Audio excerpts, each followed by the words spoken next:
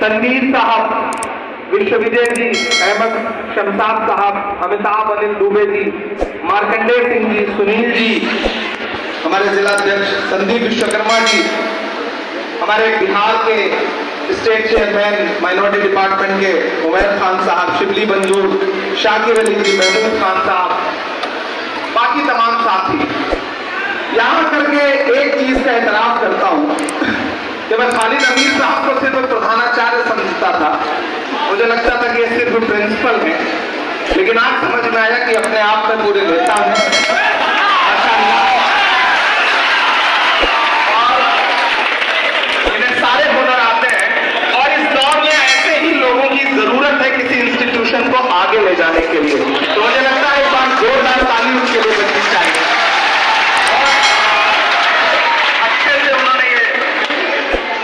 जुटाई है जिसमें एक सेमिनार की शक्ल दी और उसका टॉपिक रखा है सामाजिक न्याय, और उसमें शिक्षा की भूमिका, उसकी दुश्वारियां।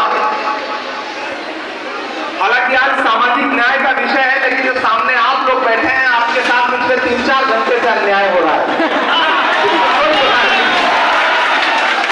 इधर का हमारी माएं बहनें बैठी हैं, और चूंकि आज जिस हॉल का उद्घाटन होना है वो गर्ल्स ब्लॉक के लिए बना है, सर सैयद हॉल, तो हम इस हॉल के जरिए उस अजीम शख्सियत को खराज अकीदत भी पेश कर रहे हैं जिन्होंने इस देश में खासतौर से अक़लियतों के लिए मॉडर्न एजुकेशन के जो दरवाजे खोले, जो रास्ते खोले, वो अपने आप में आने वाली सदियों तक याद रखे जाएंगे। ऐसे सर सैयद साहब को हम सारे लोग खराज अकीदत भी पेश करते हैं। और मेरी खुशनसीबी है कि जब मैं मेंबर ऑफ पार्लियामेंट बन के राज्यसभा पहुंचा तो हम सबके सामने कई सारे ऑप्शंस आते हैं कि हम किसी कमेटी का मेंबर बन जाएं, कहीं चले जाएं, लेकिन मेरे सामने जब ऑप्शन आया तो मैंने कहा कि मैं अलीगढ़ मुस्लिम यूनिवर्सिटी का बोर्ड मेंबर बनना पसंद करूंगा, और मैं उसके लिए इलेक्शन लड़ा। जो राज्यसभा के एमपीज जिसको वोट देते हैं, और राज्यसभा की तारीख में सबसे ज्यादा वोट हासिल करके मैं अलीगढ़ मुस्लिम यूनिवर्सिटी का बोर्ड मेंबर बना। तो मेरी खुशनसीबी है कि उस इदारे से अब मेरा भी जुड़ाव है। हालांकि मेरी पढ़ाई इलाहाबाद विश्वविद्यालय से हुई है, मैं हिंदी साहित्य का विद्यार्थी रहा हूं, लेकिन मेरा मानना है कि आपको जो लड़ाई लड़नी है उस लड़ाई के लिए आपकी विचारधारा महत्वपूर्ण है। आप किस संस्थान से, कहां से पढ़ के आए हैं, हमको उड़ने के तरीके न सिखाओ यारो, पेड़ से आए हैं, पिंजरे से नहीं आए हैं। तो हमारी विचारधारा है, उस विचारधारा के साथ सामाजिक न्याय की लड़ाई हम सारे लोग लड़ रहे हैं। ये गाजीपुर है, कांग्रेस पार्टी के एक वक्त में राष्ट्रीय अध्यक्ष रहे डॉक्टर मुख्तार अंसारी साहब की सरजमीन है ये। इस सरजमीन से निस्बत है ब्रिगेडियर उस्मान साहब की, इस सरजमीन से निस्बत है पीर अब्दुल हमीद साहब की, इस सरजमीन से निस्बत है राम उग्रह पांडे जी की, इस सरजमीन से निस्बत है खामोश गाजीपुरी की, इस सरजमीन से निस्बत है शिवपूजन राय जी की। और क्योंकि मैं अदब की दुनिया से आता हूं तो इस सरजमीन का नाम लेकर के जिस शख्स ने पूरी दुनिया में मोहब्बत का पैगाम दिया, उस शख्स का नाम राही मासूम रजा था। तो मुझे लगता है कि मैं एक बहुत खूबसूरत सरजमीन पर खड़ा हूं, और अच्छी बात यह है कि हम गर्ल्स ब्लॉक के हॉल का उद्घाटन करने के लिए और जिस विषय में बात करने के लिए खड़े हैं, मुझे बहुत खुशी हो रही है कि एमएच इंटर कॉलेज ने आज जो प्रोग्राम किया है उसमें मर्दों के लिए, लड़कों के लिए नीचे बैठने की व्यवस्था की है और खवातीन को, बेटियों को ऊपर बिठाया हुआ है। ये एक बदलते हुए हिंदुस्तान का सबूत भी है। हम चाहते हैं हमारी बेटियां इसी तरह से आगे बढ़ें। कभी किसी ने एक शेर कहा था कि जमाने भर में बड़ी घर की शान बेटी से, चमकता रहता है, महकता रहता है घर का जहान बेटी से, जरूरी ये नहीं बेटों से नाम रोशन हो, मेरे नबी का चला खानदान बेटी से। तो बेटियां पढ़ेंगी, आगे बढ़ेंगी तो शायद ज्यादा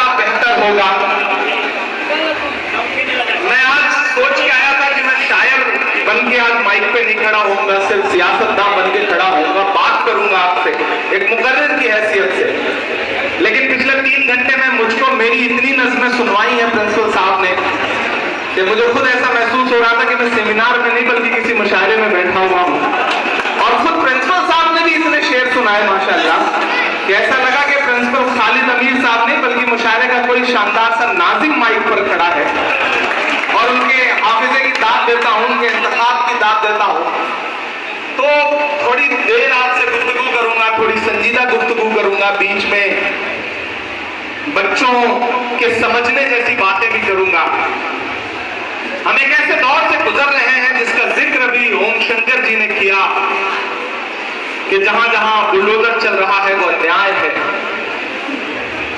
इस मुल्क में अलग अलग तरह से अन्याय हो रहा है और ऐसे में सामाजिक न्याय की भूमिका बहुत बड़ी हो जाती है।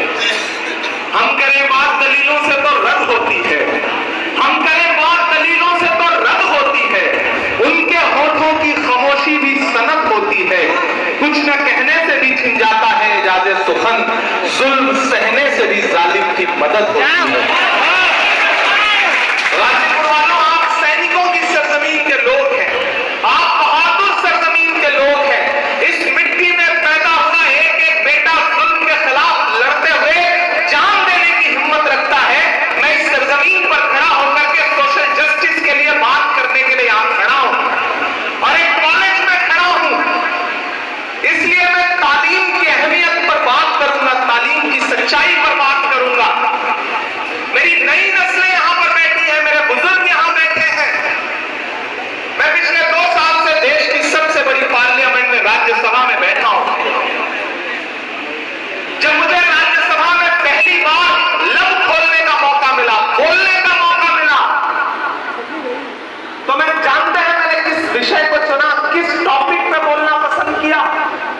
मैंने इलाहाबाद यूनिवर्सिटी की फीस वृद्धि के खिलाफ बोला, मैंने अलीगढ़ मुस्लिम यूनिवर्सिटी में हुए जुल्म के खिलाफ बोला, मैंने जामिया यूनिवर्सिटी की लाइब्रेरी में बरसाई गई लाठियों के खिलाफ बोला, मैंने जेएनयू से गायब हुए नजीब की मां के आंसुओं को आवाज दी।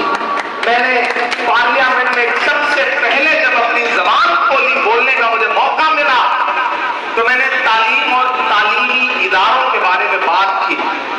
आप समझ सकते हैं कि मेरी फिक्र क्या है, मेरी सोच क्या है। मैं बहुत दिल से यहां एक बात का एतराफ करता हूं कि आज जिस जुल्म के आप शिकार हैं, उस जुल्म में बहुत बड़ा हाथ आपके अशिक्षित होने का है। आप पढ़ना नहीं चाहते। हमें लगता है कि कोई एक रहनुमा आएगा, कोई एक हीरो आएगा, हमारी सारी समस्याएं खत्म कर देगा। नहीं, अपनी लड़ाई खुद लड़नी पड़ेगी। हम जिस दौर में जी रहे हैं, वक्त की ये जरूरत समझ लो, बिन पढ़े अब गुजारा नहीं है। ना कोई रहनुमा ना हुकूमत, कोई भी अब तुम्हारा नहीं है। खुद लड़ना है इस लड़ाई को। और इस मुश्किल दौर में जब आप इस लड़ाई को लड़ने के बारे में सोच रहे हैं, तो एक बार आपको अपने गिरेबान में भी झांकना पड़ेगा। मेरा मानना है कि हम किसी महफिल में खड़े हों, बैठे हों, सुन रहे हों तकरीरें और हमारे कानों को अच्छी लगने वाली बातें ही सुनाई जाए, तो फिर कुछ ना कुछ मिसिंग जरूर हो रहा है। कुछ ऐसी बातें भी बोली जानी चाहिए कि जिससे माइक थोड़ा बेहतर कर दे। जब भी आजकल हम बोलने लगते हैं, चाहे पार्लियामेंट में चाहे यहाँ, माइक जरूर डिस्टर्ब करना शुरू करता है। माइक एक बहुत बड़ी समस्या है, तो मेरी गुजारिश है कि माइक थोड़ी देर बेहतर रखें।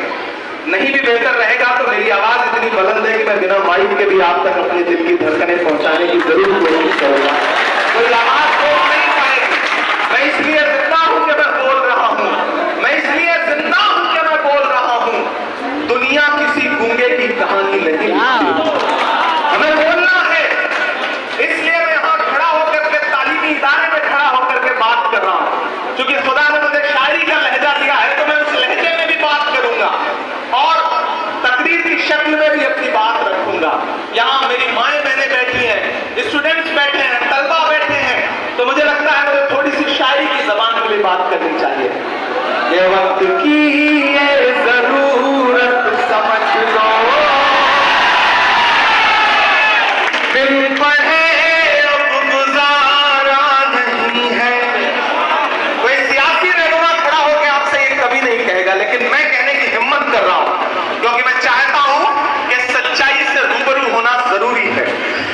वक्त की ये जरूरत समझ लो, बिन पढ़े अब गुजारा नहीं है, ना कोई रहनुमा ना हुकूमत, कोई भी अब तुम्हारा नहीं है, ना कोई रहनुमा ना हुकूमत, कोई भी अब तुम्हारा नहीं है। इब्तिदा लफ्ज़ इक़रा से यारो, जिसके कुरान की हो रही हो, इब्तिदा लफ्ज़ इक़रा से यारो, जिसके कुरान की हो रही हो, कौम ऐसी भी रह जाए जाहिल, ये खुदा को गवारा, कौम ऐसी भी रह जाए जाहिल, ये खुदा को गवारा नहीं है। अरे खेपना कि तुम पढ़ो और पढ़ कर लिखो सब, वरना तारीख बदली मिलेगी। अभी डॉक्टर ओम शंकर जी बोल रहे थे तो उन्होंने कहा इमरान साहब आप सिर्फ प्रतापगढ़ के नहीं है, पूरे भारत के हैं, इसलिए अपना नाम बदल लीजिए। मैंने कहा यही कोशिश तो सरकारें कर रही हैं कि अपना नाम बदल लीजिए, हम एहतजाजन अपना नाम नहीं बदलेंगे। वो और होंगे तो मैखाने में जाके पीते हैं, हम जहां पीते हैं मैखाना बना लेते हैं। हम जिस मिट्टी में पैदा हुए हैं वही मिट्टी हिंदुस्तान है, हम जिस गांव में पैदा हुए हैं वही भारत है। कभी शाहिद ने शेर कहा कि जो भी मिलता है उसी को देखने लगता हूं मैं, क्या करूं मजबूरियां हैं गांव से आया हूं मैं तेरे साहिल पे आया था कि देखूं तेरा ज़र्फ, ऐ समंदर किसने तुझसे कह दिया प्यासा हूं मैं। हम गांव की मिट्टी से आए हुए लोग हैं, और यहां बैठे हुए बच्चों से मैं एक बात कहना चाहता हूं मेरे भाई।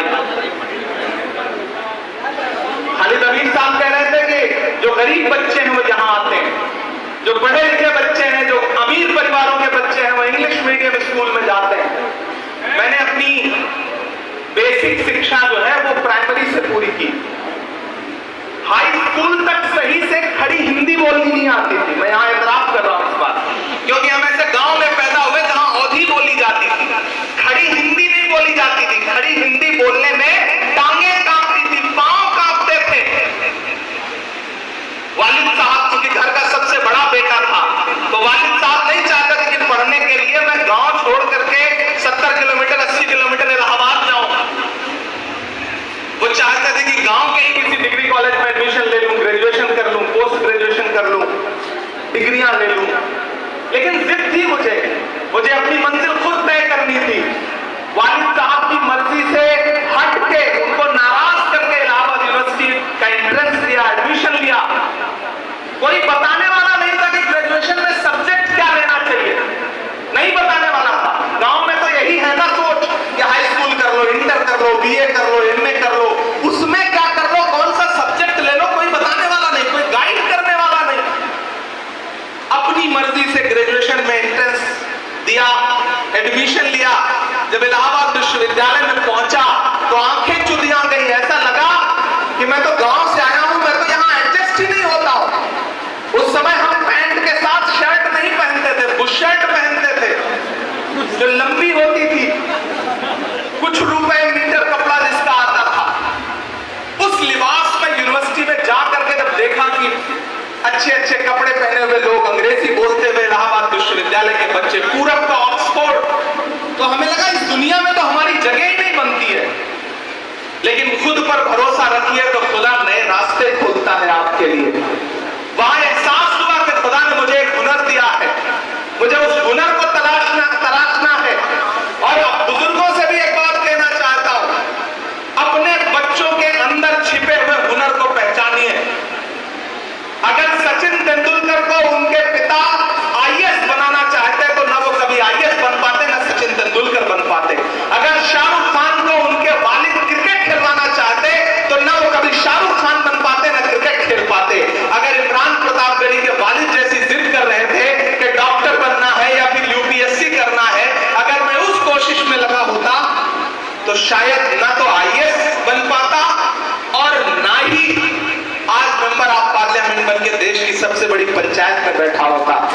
इसलिए अपने बच्चों के हुनर को पहचानिए। और मुझे अपने भाइयों से, बहनों से भी ये कहना है कि खुदा हर इंसान को, हर बच्चे को एक हुनर देता है, उसे पहचान लो, उसे तराश लो, तो पूरी दुनिया में वही तुम्हारी पहचान का सबब बन जाएगा। अगर नहीं पहचानोगे तो धीरे धीरे वो टैलेंट, वो हुनर मर जाता है। जिस भी फील्ड में, ये तो वायरल होने का जमाना है। आपका एक वीडियो वायरल होता है और बड़े बड़े भन्ना सेठ घर पे बैठे रहते हैं, उस बेटे का इंटरव्यू लेने के लिए पूरी दुनिया की मीडिया चली आती है। ये बदला हुआ जमाना है, ये सोशल मीडिया का जमाना है, मीडिया का जमाना है। अपने अंदर के टैलेंट को पहचानो, स्पेशलाइजेशन का जमाना है। पहले एक दौर था कि एक डॉक्टर होता था, वही सर्दी खांसी का भी इलाज करता था, वही पेट के दर्द का भी इलाज करता था, वही हड्डियां टूटने का भी इलाज करता था। लेकिन आज हर बीमारी के अलग अलग स्पेशलिस्ट डॉक्टर हैं। ये स्पेशलाइजेशन का जमाना है। अपने अंदर के टैलेंट को पहचानो। और ये जो चारों तरफ सामाजिक तौर पे अन्याय हो रहा है और आपको लग रहा है कि इस सामाजिक अन्याय के दौर में आप कहां खड़े हैं, तो मैं आपसे ये कहना चाहता हूं। अभी मैं एक चैनल को इंटरव्यू दे रहा था तो मुझसे कहा गया कि इमरान साहब, अकलियतों के घरों के सामने बुलडोजर खड़े हैं, ट्रेनों में उनको लिंच करने की कोशिशें की जा रही हैं, आप क्या कहेंगे, आप कैसा हिंदुस्तान देखते हैं? तब मैंने उनसे एक बात कही थी कि मैं आने वाले 10 सालों बाद एक ऐसा हिंदुस्तान देखता हूं जो इतना खूबसूरत होगा, इतना खूबसूरत होगा कि हर मजलूम अपने हक के लिए अपनी सदाएं खुद बुलंद करेगा। क्योंकि ये दौर ऐसा दौर है जो इंसानों को सिखा रहा है कि जीना कैसे है, इस समाज में बने कैसे रहना है। आपके खिलाफ जो सरकारी साजिशें हैं, समाजी साजिशें हैं, उन्होंने एक काम अच्छा किया है और वो ये किया है कि कन्याकुमारी से कश्मीर तक डंडा लेकर भैंस चराने वाला आम मुसलमान भी ये मान चुका है कि अगर इस मुल्क में जिंदा रहना है तो अपने बच्चों को पढ़ाना पड़ेगा।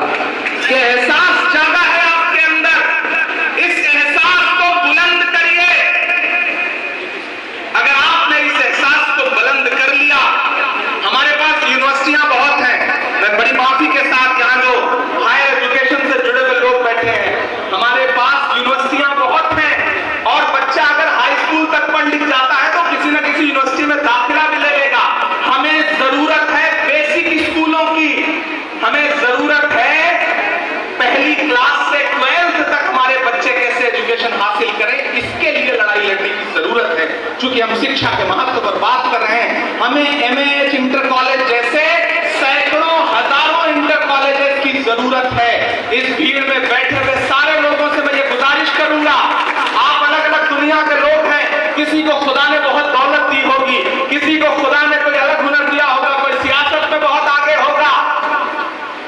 पूरा समाज हम नहीं बदल सकते, एक झटके में पूरा देश नहीं बदल सकते। अपने आसपास से बदलाव लाओ। खुदा कभी कभी क्या करता है कि आपको दौलत तो बहुत दे देता है, आप सोचते हो कि मेरा बेटा पढ़े, मैं इसे आईएएस कराऊं, इसे सीपीएमटी में ले जाऊं, पीएमटी कराऊं, नीट कराऊं, जो करना चाहे वो कराऊं। लेकिन कभी कभी ऐसा होता है कि खुदा दौलत तो देता है लेकिन आपके बच्चे को पढ़ने का मन नहीं देता। ऐसे में आपको क्या करना चाहिए? ऐसे में सिर्फ एक काम करिए कि अपने आसपास, अपने मोहल्ले में, अपने इलाके में नजर दौड़ाइए। 2-4 बच्चे ऐसे निकल आएंगे जो पढ़ना चाहते होंगे लेकिन उनके पास पढ़ने के संसाधन नहीं है, उनके वालिदैन इस लायक नहीं है कि अपने बच्चे को आगे पढ़ा सकें। उन बच्चों को अडॉप्ट करिए, उनकी तालीम का खर्च उठाइए, उन्हें आगे ले जाइए। ये सबसे बड़ा कंट्रीब्यूशन होगा आपका सोसाइटी के लिए। समाज ऐसे ही सुधरता है, समाज ऐसे ही आगे बढ़ता है। हर एक उम्मीद को, हर एक, जब ये कहा जाता है ना कि चारों तरफ मायूसी का आलम है, चारों तरफ मुश्किलें हैं, इन मुश्किलों का हल कैसे निकलेगा? हर एक उम्मीद को लाजिम है एक सरखेज मायूसी। गाजीपुर के अदब नवाज लोगों, सुनना मेरी बात को कि हर एक उम्मीद को लाजिम है एक सरखेज मायूसी। उजाला रात में होता है, जुगनू में नहीं होता। हर एक उम्मीद को लाजिम है एक सरखेज मायूसी। उजाला रात में होता है, जुगनू में नहीं होता। सहारा हो ना हो मैं नाव ले जाऊंगा साहिल तक, हुनर शैम्पू में नहीं होता। वो करना पड़ेगा, वो जज्बा आपको पैदा करना पड़ेगा। और इधर आपके खिलाफ साजिशें तो हैं, जानते हैं क्यों हैं? मुझे किसी ने एक दिन कहानी सुनाई, उसने कहानी सुनाई कि एक जुगनू जो है वो चमक रहा था। हर दिन जिस जंगल में रहता था वहां चमकता था, अपनी जिंदगी जी रहा था। एक दिन उसके पीछे एक सांप पड़ गया, सांप उसका पीछा ही ना छोड़े। जुगनू भागता रहा, सांप उसका पीछा करता रहा। जब जुगनू थक गया तो उसने सोचा मुझे सांप से बात करनी चाहिए कि मेरे पीछे क्यों पड़ा है। वो रुक गया, उसने पलट के सांप से कहा कि भाई मुझे निगलना चाहते हो लेकिन मेरे 2 सवालों का जवाब दे दो फिर निगल लेना। सांप ने कहा अच्छा बताओ। तो उसने कहा ये बताइए आप जिस तरह की चीजें आप खाते हैं, जिस तरह के आप पतंगे खाते हैं, क्या मैं उसमें आता हूं? तो सांप ने कहा नहीं। तो जुगनू ने कहा सांप से ये बताइए मैंने आपका कोई नुकसान किया है?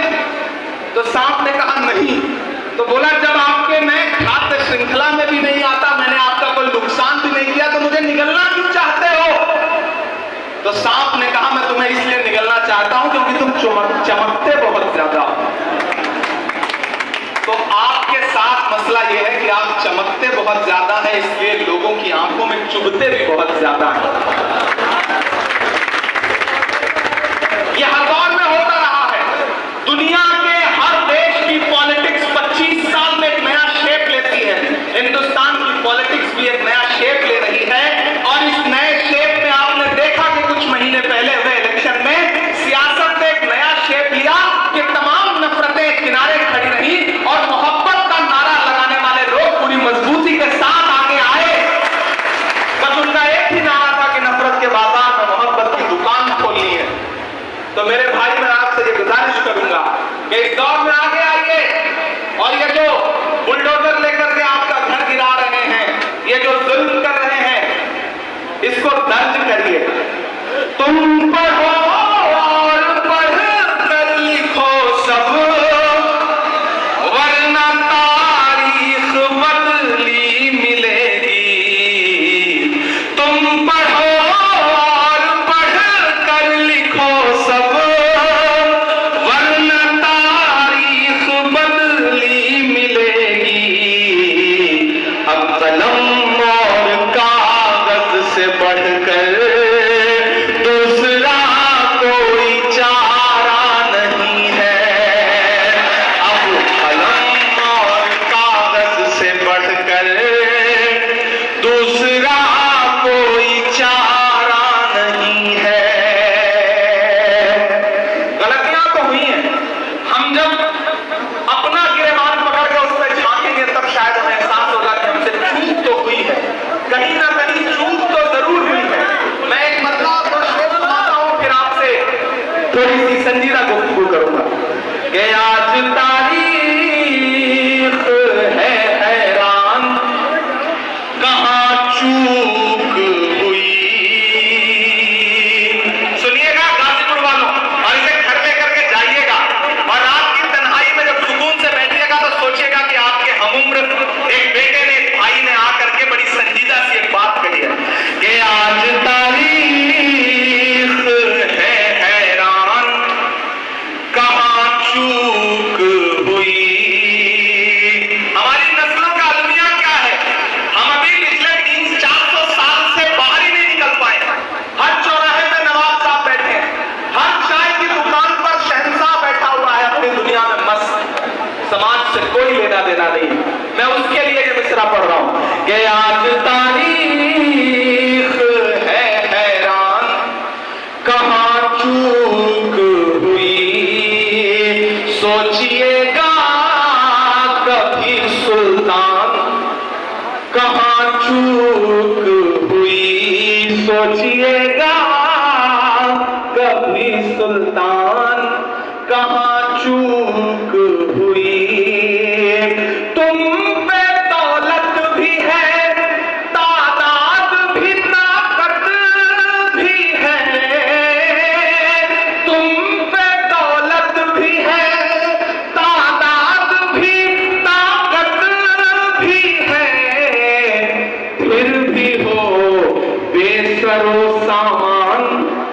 कहाँ चूक हुई, फिर भी हो बेसरो सामान, कहाँ चूक हुई। और एक बड़ा कड़वा शेर पढ़ता हूं कि हल हुआ करते थे दुनिया के मसाइल जिनसे, हल हुआ करते थे दुनिया के मसाइल जिनसे, मसला अब है मुसलमान, कहाँ चूक हुई।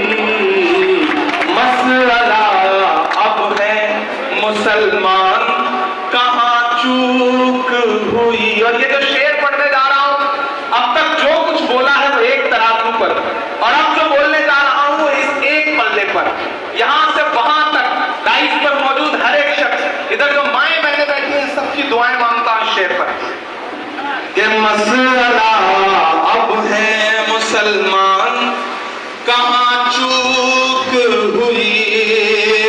रह गया किस लिए तू इल्म हुनर में पीछे, रह गया किस लिए तू इल्म हुनर में पीछे, है तेरे पास तो कुरान, कहाँ चूक हुई।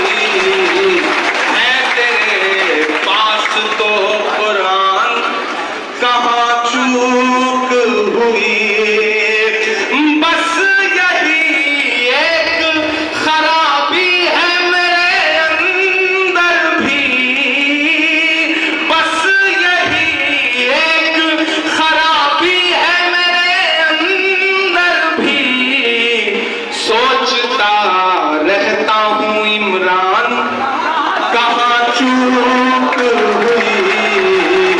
सोचता रहता हूँ इमरान, कहाँ चूक हुई।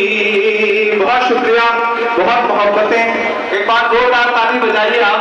मुझे पता है आप इसमें 4-5 घंटे से यहाँ बैठे हैं और मुसलसल भाषण सुन रहे हैं। गर्मी बहुत है, मैं भी पसीने से सराबोर हूँ।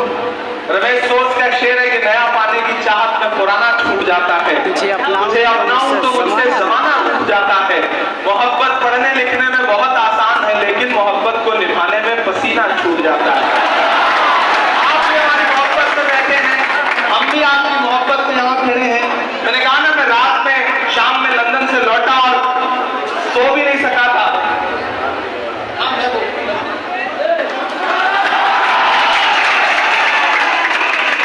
गाजीपुर का आदमी भी उसे सारे हुनर आते हैं।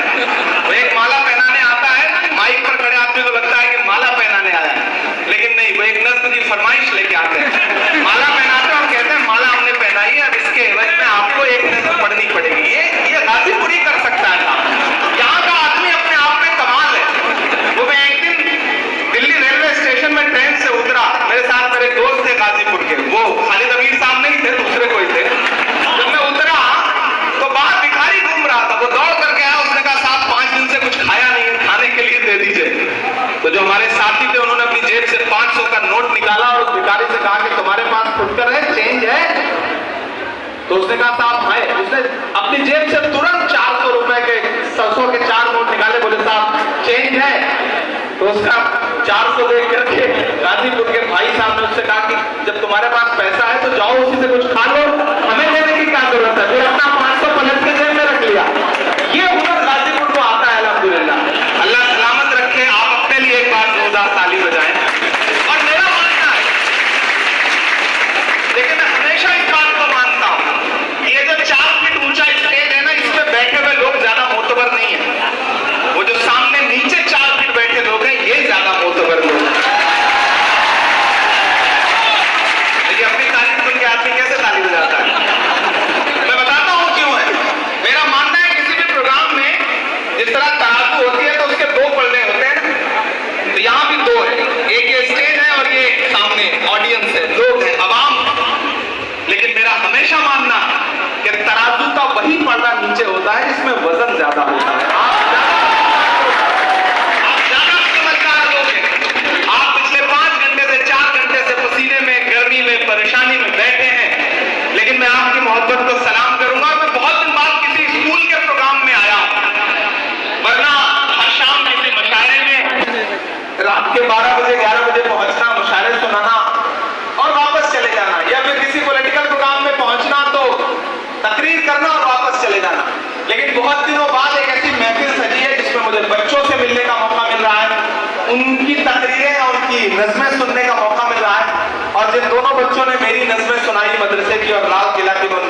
को मुबारकबाद दूंगा कि आप बहुत अच्छा पढ़ रहे थे।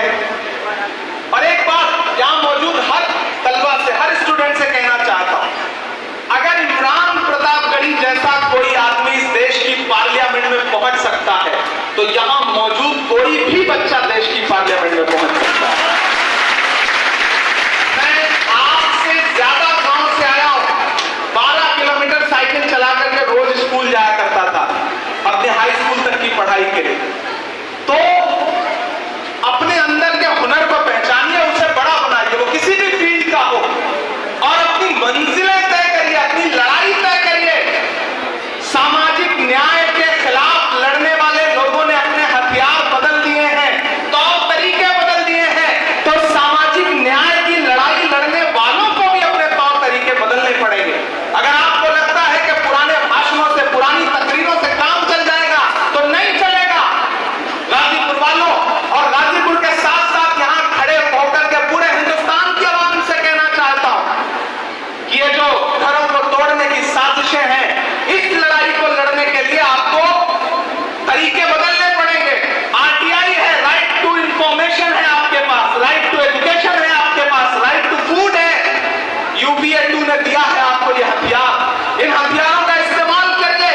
अगर कहीं आपके इर्द गिर्द ऐसा कुछ हो रहा है, हम लोग इस लड़ाई को लेकर के, अभी जो मध्य प्रदेश में हुआ है, इस लड़ाई को लेकर के सुप्रीम कोर्ट जा रहे हैं, लड़ेंगे इस लड़ाई को मजबूती के साथ। और आपसे भी गुजारिश करता हूं कि इस फील्ड में तमाम वकील बैठे होंगे, सामाजिक कार्यकर्ता बैठे होंगे, पहचानिए उनको जो चिन्हित करके आपके घरों पर बुलडोजर चलवा रहे हैं, चाहे वो कोई अधिकारी हो, चाहे कोई नेता हो।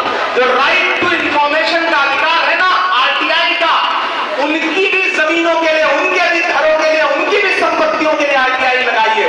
जो कलेक्टर या जो कोई यूपीएससी से आया हुआ इंसान ये सोचता है कि किसी का भी घर कुचल करके चला जाएगा और दुनिया चुप रहेगी, तो उसके खिलाफ भी आरटीआई लगाइए। पता करिए कि उनका जो घर बना है उसका नक्शा पास है या नहीं पास है। ये लड़ाई इस देश के तमाम सामाजिक कार्यकर्ताओं को, इस देश के तमाम वकीलों को, शिक्षाविदों को मिलकर लड़नी पड़ेगी, वरना इस देश के दलित हो, आदिवासी हो, अल्पसंख्यक हो, पिछड़े हो, महिलाएं हो, जो जुल्म सितम की इंतहा इबारत लिखी जा रही है, उसे आने वाली सदियां याद रखेगी। मैं आखिर में थोड़ी देर आपसे और गुफ्तगू करूंगा, लेकिन एक नज़्म पहले सुनाऊंगा उसके बाद। कि जख्म पर जख्म खा के निकले हैं। लोग कहते हैं इमरान बदल तो नहीं गए सियासत में जाने के बाद, लहजा नर्म तो नहीं कर दिया। एक दिन पार्लियामेंट में एक साथ 146 एमपी सस्पेंड किए गए, 146 मेंबर ऑफ पार्लियामेंट एक दिन में। पिछले इससे पहले वाले सेशन में जब सस्पेंड किए गए तो मैं बाहर निकला तो मीडिया के साथ ही खड़े थे। जैसे ही पार्लियामेंट की चौखट से बाहर आया तो उन्होंने कहा इमरान साहब आप सारे लोग सस्पेंड हो गए। मैंने कहा ये तो तमगा है, तमगा लेके आ रहा हूं, सस्पेंड हुआ तो कौन सा, मायूस होकर निकला हूं। तब मैंने एक नज्म कही कि जख्म पर जख्म खा के निकले हैं, हाँ मगर मुस्कुरा के निकले हैं। मुझे लगना चाहिए कि मैं गाजीपुर में खड़ा हूं, एमएच इंटर कॉलेज में खड़ा हूं, मेरे सामने मेरी बुजुर्ग नस्लों के साथ साथ मेरी नई पीढ़ी भी खड़ी है, जिसके खून में बहुत जोश है, जज्बा है, हिम्मत है। कि जख्म पर जख्म खा के निकले हैं, हाँ मगर मुस्कुरा के निकले हैं, सर झुका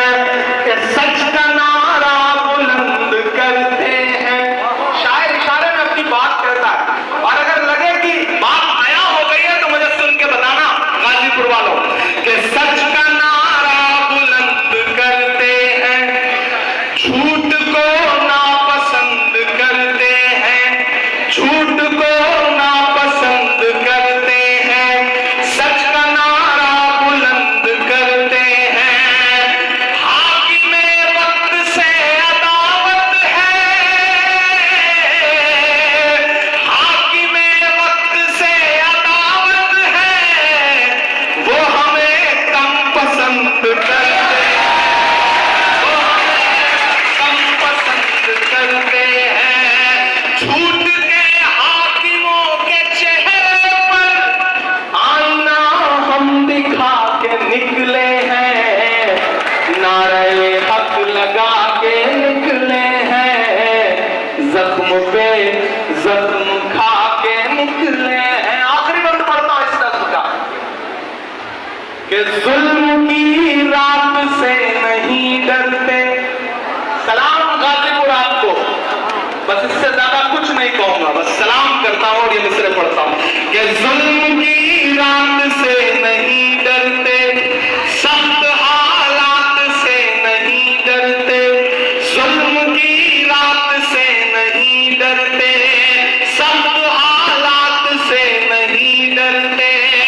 तुमको तारीख ये बता देगी, तुमको तारीख ये बता देगी, हम किसी बात से नहीं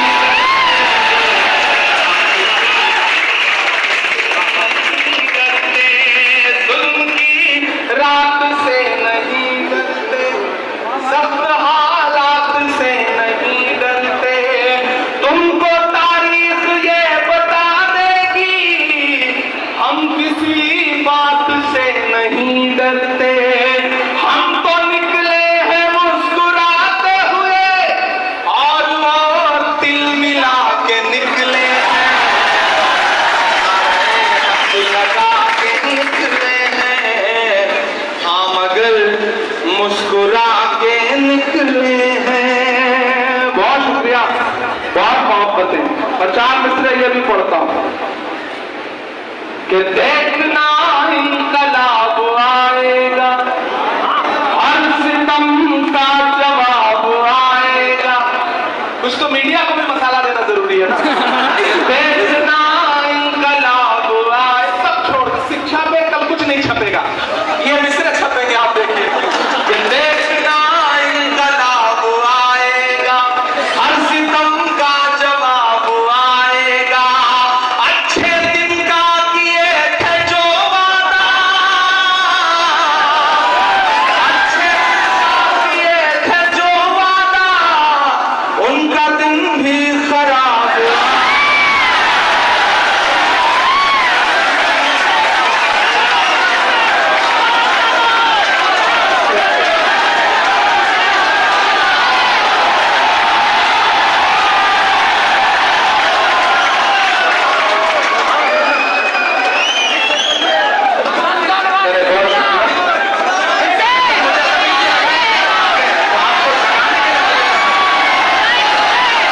देखना इनकलाब आएगा, हर सितम का जवाब आएगा।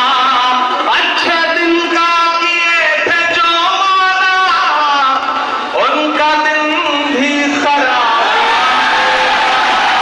उनका दिन भी खराब आएगा, उनका दिन भी खराब आएगा। मुझे बार बार एक नज़्म के लिए बादशाह रानी साहब और हमारे जो नाज़िम है वो कह रहे हैं फलस्तीन वाली नज़्म सुना दीजिए।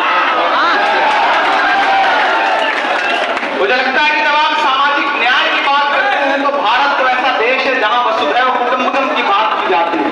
संपूर्ण विश्व हमारा घर है, संपूर्ण वसुधा हमारी है, वसुधैव कुटुंबकम यानी कि संपूर्ण विश्व की जो धरा है वो हमारा परिवार है। ऐसे में मैं एक नज़्म सुना देता हूं, फिर उसके बाद आपसे सामाजिक न्याय के इस विषय पर आपसे बातचीत करूंगा। एक नज़्म जो इन दिनों पूरी दुनिया में पढ़ रहा हूं और पूरी दुनिया में बहुत दर्द के साथ सुनी जा रही है। मुझे खुशी है कि चाहे यूएनओ हो या फिर अंतर्राष्ट्रीय कोई भी मंच हो, भारत की सरकार, यहां पे नेता कोई भी बात करे, लेकिन अंतर्राष्ट्रीय मंचों पर जब भी हमारी सरकार खड़ी होती है तो वो पुरजोर तरीके से फिलिस्तीन का समर्थन करती है। इस बात के लिए जोरदार ताली बजाइए आप सारे। आयरन लेडी प्रतिया इंदिरा जी के जमाने से जो भारत और फिलिस्तीन के रिश्ते शुरू हुए थे, वो रिश्ते बड़े गाढ़े हैं और मुझे लगता है कि भारत की जो विदेश नीति है वो विदेश नीति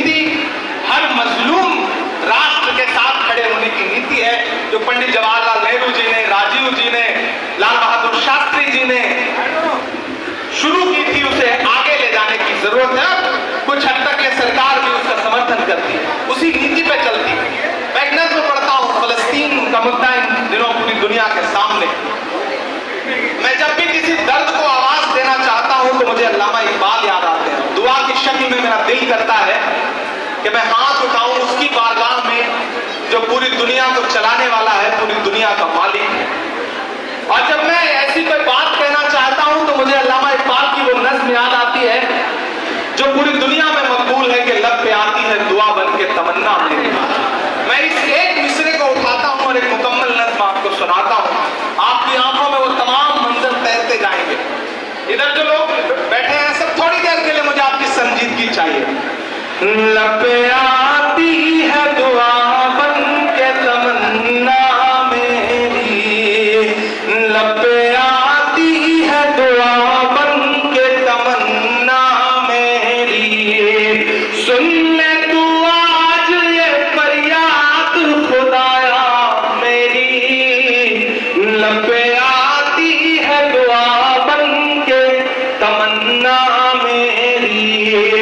तेरे महबूब ने जिस सिमत किए थे सजदे, तेरे महबूब ने जिस सिमत किए थे सजदे, हुक्म से तेरे वो असहाबे नबी के सजदे, हुक्म से तेरे वो असहाबे नबी के सजदे, सैकड़ों गम लिए सीने में है गमगीन खड़ा, सैकड़ों गम लिए सीने में है गमगीन खड़ा, अब फकत तेरे भरोसे है फलस्तीन खड़ा, अब फकत तेरे भरोसे है फलस्तीन खड़ा। काश दुनिया ये समझ पाती है झगड़ा क्या है, काश दुनिया ये समझ पाती है झगड़ा क्या है, आपके घर पे किसी गैर का कब्जा क्या है, तू जो चाहे तो हर एक बात को बेहतर कर दे, एक नजर डाल के हालात को बेहतर कर दे, लब पे आती है दुआ बन के तमन्ना मेरी। मैं जहां जहां गया मैंने इस नज़्म को पढ़ा, क्योंकि मैं खुद इस नज़्म को कहते हुए बहुत रोया, तो मेरे साथ लोग गुनगुनाने लगते हैं तो मुझे लगता है कि आपके मिसरों की हद ये है कि आखिरी आदमी तक को आपका अगर मिसरा याद है तो किसी शायर के लिए इससे बड़ी कमाल की बात कुछ नहीं हो सकती। मैं पढ़ता हूँ अगला बंद इस नज़्म का। लब पे आती है दुआ बन के तमन्ना मेरी, अब कहीं भी नहीं सुनवाई है मेरे मौला, सारी दुनिया ही तमाशाई है मेरे मौला, सारी दुनिया ही तमाशाई है मेरे मौला, जो तेरे नाम पे लड़ते हैं अगर हारे तो इसमें हम सब की भी रुसवाई है मेरे मौला, उनकी उजड़ी हुई बस्ती की सदाएं सुन ले, ऐ खुदा निकले अव्वल की दुआएं सुन ले, तू जो चाहे तो बुरा वक्त भी टल जाएगा, रात की कोख से सूरज भी निकल आएगा, लब पे आती है दुआ बन के तमन्ना मेरी। आखिरी बंद पढ़ता हूं इस नज़्म का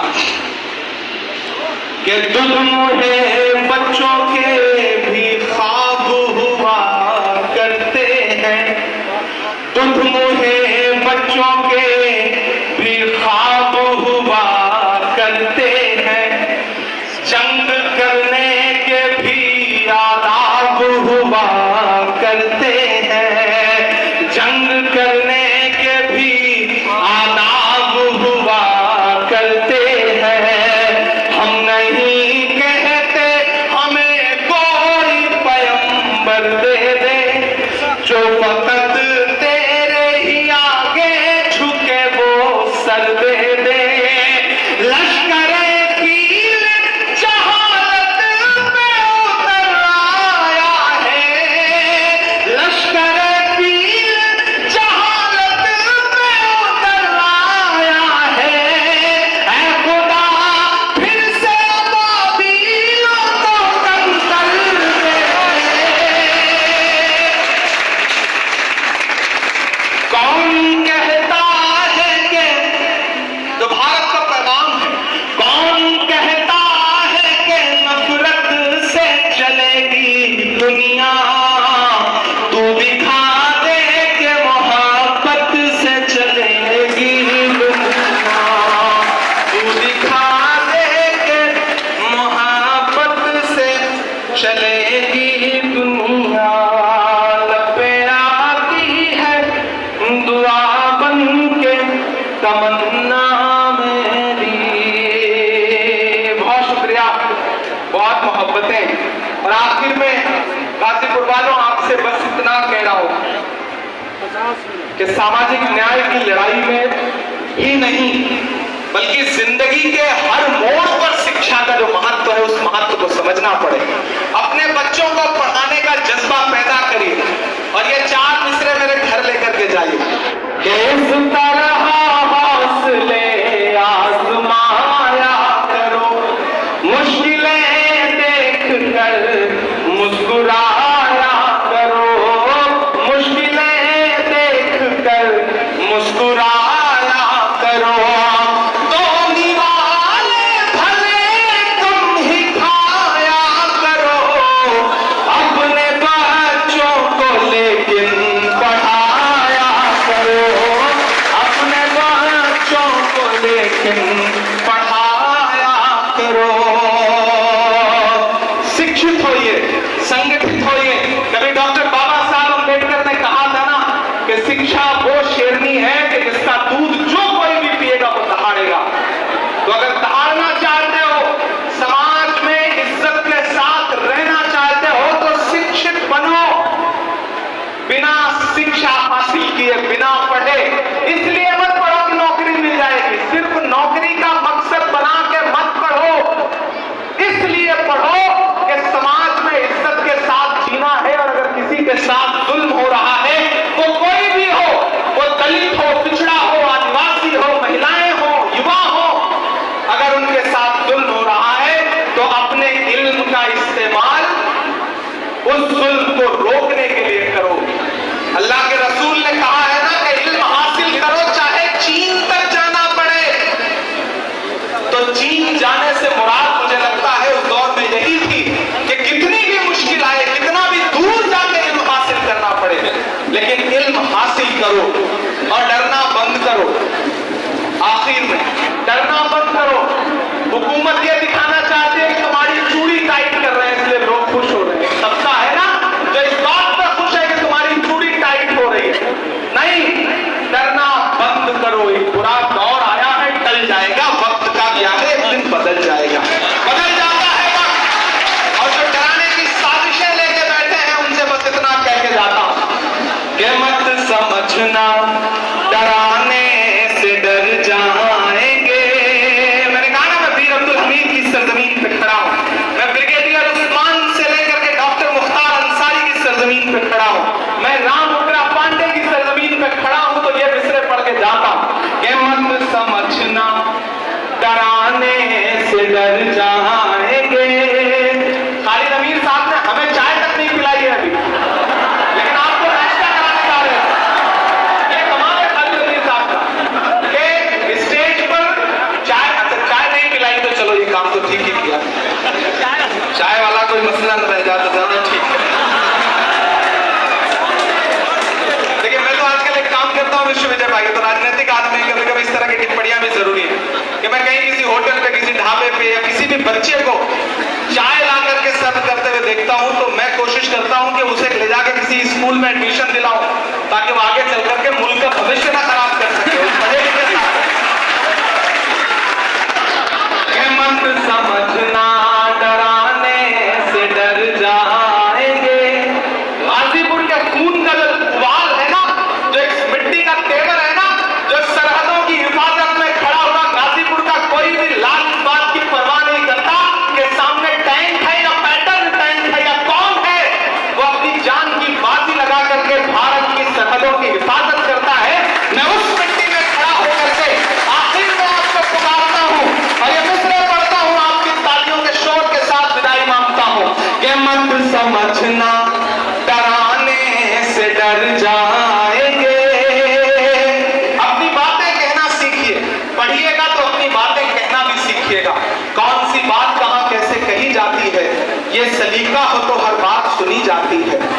मैं जब आया मेंबर ऑफ पार्लियामेंट बनके तो मैं ओथ लेने गया, तो मैंने हिंदी में शपथ ली। तो उस समय तत्कालीन उपराष्ट्रपति थे वेंकैया नायडू जी, उन्होंने मुझे बुलाया अपने चैम्बर में और बुला के मुझसे कहा कि मैंने बहुत दिन बाद किसी युवा को इतनी शुद्ध हिंदी बोलते हुए देखा। तो मैंने कहा सर मैं हिंदी साहित्य का विद्यार्थी हूं। तो वो और चौंके, बोले तुम तो शायर हो। मैंने कहा ये कितना खूबसूरत कॉम्बिनेशन है कि मैं इलाहाबाद विश्वविद्यालय में गंगा और जमुना के तट पर बैठ करके मैंने शायरी और कविता लिखनी सीखी है।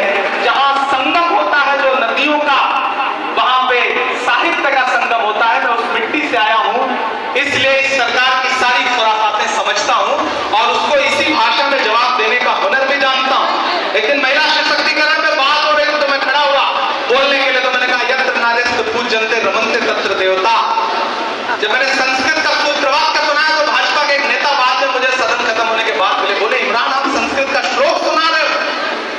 मैंने कहा इसमें कौन सा कमाल है भाई, मैं हिंदी साहित्य का पढ़ा हुआ हूं।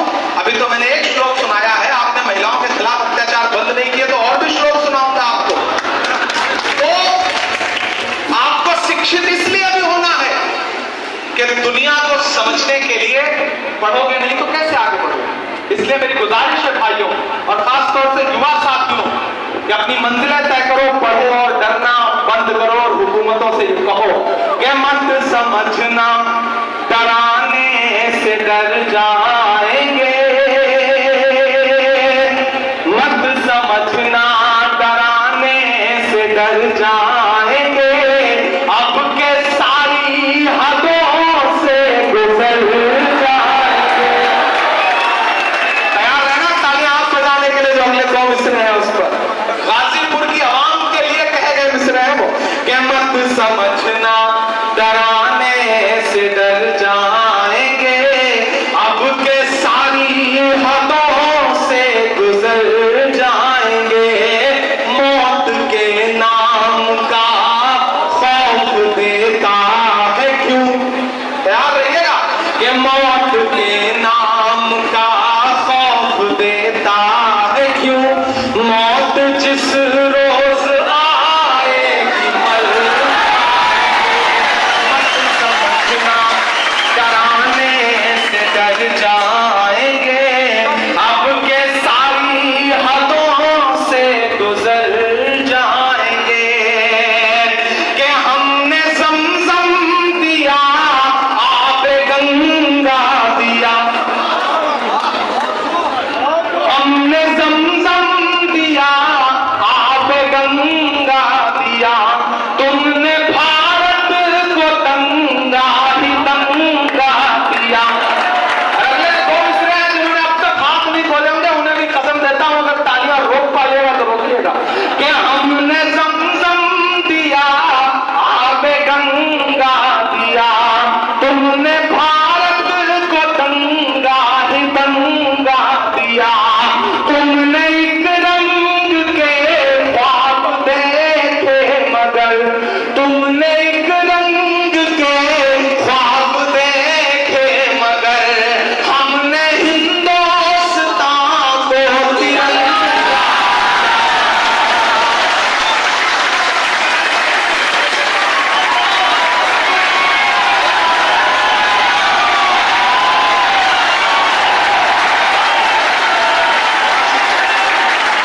हमने ज़मज़म दिया आबे गंगा दिया। जब जब मुझे लगता है कि आप थक गए हैं तब तक आप मुझे गलत साबित कर देते हैं कि हमने ज़मज़म दिया आबे गंगा दिया, तुमने भारत को दंगा ही दंगा दिया, तुमने एक रंग के ख्वाब देखे मगर, हमने हिंदुस्तान को तिरंगा दिया।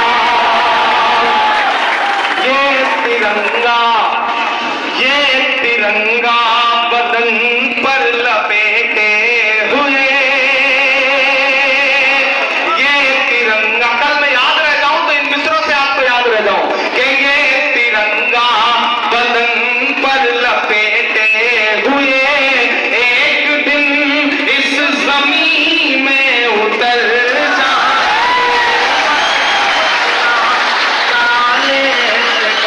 जाएंगे,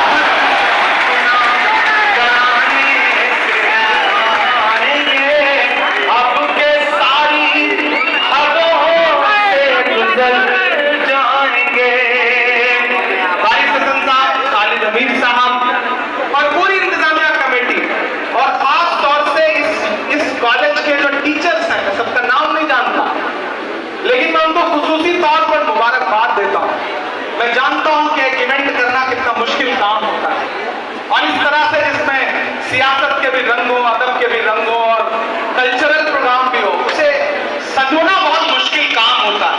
लेकिन खालिद अमीर साहब को मुबारकबाद के ये मुझे बुला के नहीं लाएंगे, मुझे पकड़ के लाएंगे। मतलब मैं ये जुमला इस्तेमाल कर रहा हूं, एक होता है पकड़ के बुलाना। मैं लंदन था और दिन में 3 फोन इनके इस बात के आते थे कि आपकी फ्लाइट कब लैंड करेगी, आप देर ना कर दें, फ्लाइट डिले ना हो जाए। मैंने कहा इतना परेशान मत होइए, इंशाल्लाह गाजीपुर वालों से एक जज्बाती रिश्ता है तो मैं उस रिश्ते को निभाने के लिए जरूर पहुंचूंगा, चाहे जैसे पहुंचूं। मैं आपके बीच में हाजिर हुआ, यहाँ जो आवाम बैठी है और स्टूडेंट्स जो बैठे हैं उन सबका बहुत शुक्रिया अदा करता हूँ। मैं महाराष्ट्र से मेंबर ऑफ पार्लियामेंट हूँ तो अपना बजट यहाँ कुछ नहीं दे सकता, ये मेरी एक मजबूरी है। अगर मैं उत्तर प्रदेश से मेंबर ऑफ पार्लियामेंट होता तो मेरी कोशिश होती तो मैं 1 साल का पूरा 5 करोड़ इस इंस्टीट्यूशन को दे देता। लेकिन मैं ये वादा आपसे आमिर खालिद अमीर साहब ये करता हूँ कि आप दिल्ली आइए, चूंकि मेरी कलम यहाँ के लिए फंड नहीं दे सकती, मैं सिर्फ महाराष्ट्र के लोगों को फंड दे सकता हूँ। लेकिन ऐसे कई राज्यसभा मेंबर ऑफ पार्लियामेंट हैं जो हमारे साथ उत्तर प्रदेश के हैं और हमारे साथ हम उनके कहीं काम आ जाते हैं, हम उनसे कोई काम ले लेंगे।